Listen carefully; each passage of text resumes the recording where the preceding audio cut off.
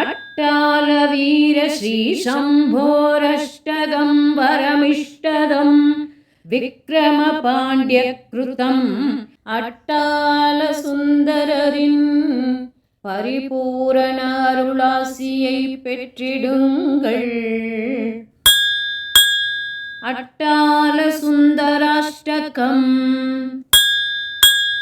विक्रमपाण्ड्य उवाच कल्याणाचलकोदण्डकान्तदोर्दण्डमण्डितम् कपलीकृतसंसारं कलयेटालसुन्दरम्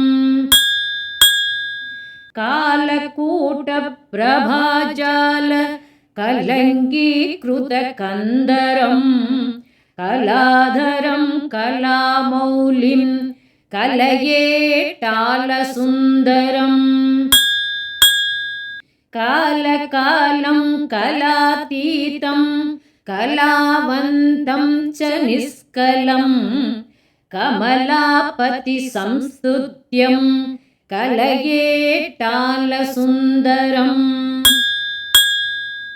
गान्तार्धं कमनीयाङ्गं करुणामृतसागरं कलिकल्मषदोषघ्नं कलयेटालसुन्दरम् कदम्बकाननाधीशं काङ्क्षिताद्धसूरद्रुमं कामशासनमीशानं कलयेटालसुन्दरम् सृष्टानि मायया येन ब्रह्माण्डानि बहूनि च रक्षितानि हतान्यन्ते कलयेटालसुन्दरम् स्वभक्तजनसन्ताप पापवत्पङ्गधत्परं कारणं सर्वजगतां कलयेटालसुन्दरम् कुलशेखरवंशोत्थभूपानां कुलदैवतं परिपूर्णं चिदानन्दं कलयेटालसुन्दरम् अट्टालवीर श्रीशम्भोरष्टगं वरमिष्टदं पठतां शृण्वतां सद्यस्तनोतु परमां श्रियम् इति श्रीहालास्यमाहात्म्ये विक्रमपाण्ड्यकृतम् अट्टालसुन्दराष्टकं सम्पूर्णम्। ॐ नमः शिवाय।